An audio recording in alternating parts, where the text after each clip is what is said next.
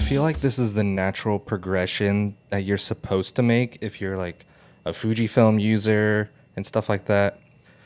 Unfortunately, if you can't tell, because we're no longer in OpenGate anymore, which I kind of miss, but I sold my XH2S because I have two Sonys that do that kind of job.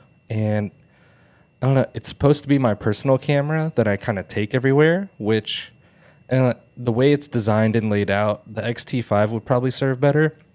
But enough rambling, because I sold that camera, and as you saw, I bought a Leica M9.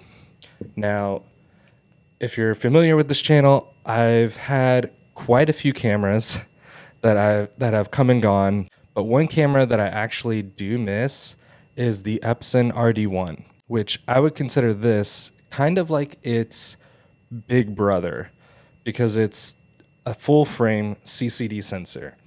Now, I still miss the Epson RD1, so maybe later down the line I'll probably buy another one. But for now, this is doing a great job of filling its shoes.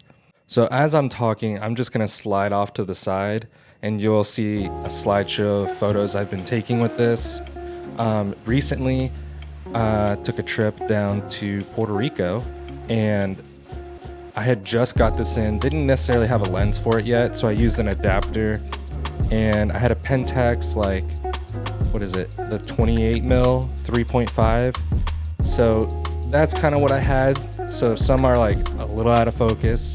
I was just too happy to have this, so I had to bring it with me. So a lot of these are kind of like zone focus, which is kind of what you do with a rangefinder sometimes, just depending on like what lens you're using, like a 28mm or anything like that.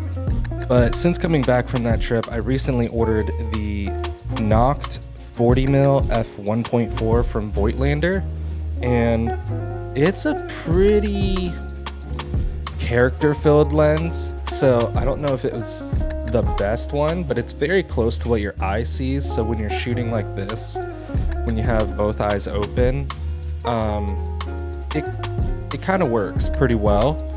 The viewfinder or rangefinder patch can sometimes get a little soft. A lot of times, because I'm used to holding a camera like this, which I realized I'm covering the patch, so it's a little bit getting used to, that's for sure.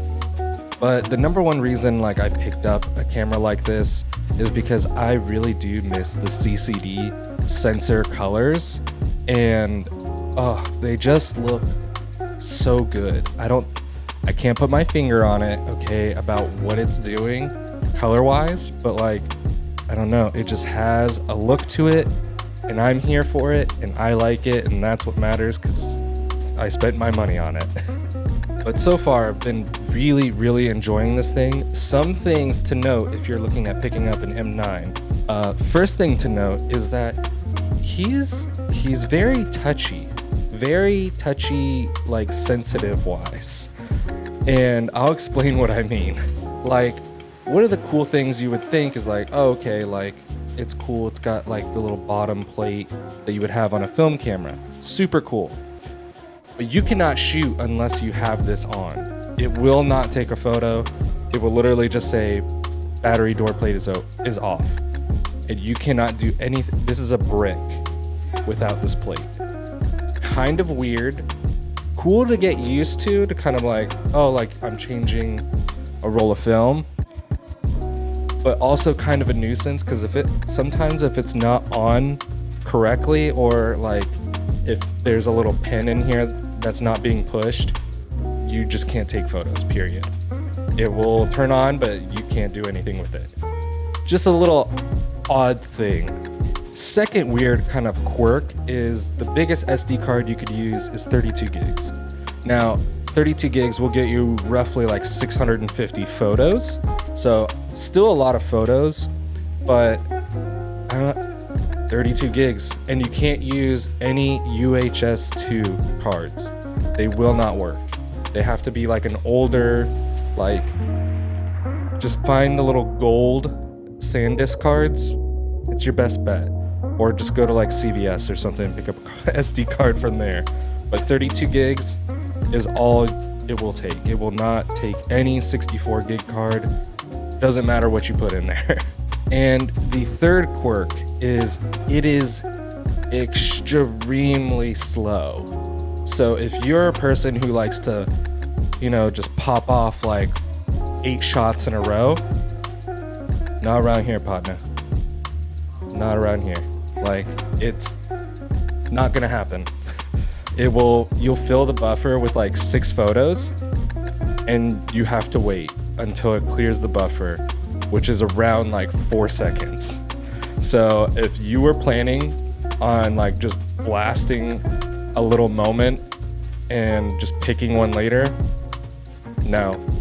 This will teach you how to like actually wait for the right moment to take like 3 photos, and you pick from that. Otherwise, the moment's gone and you'll be sitting around waiting for a buffer to clear.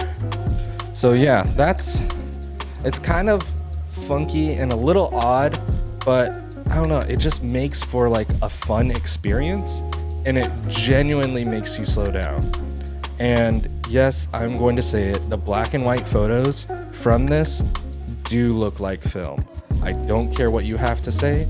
I shoot a lot of film, from HP5 to like Fomapan, from pretty much anything.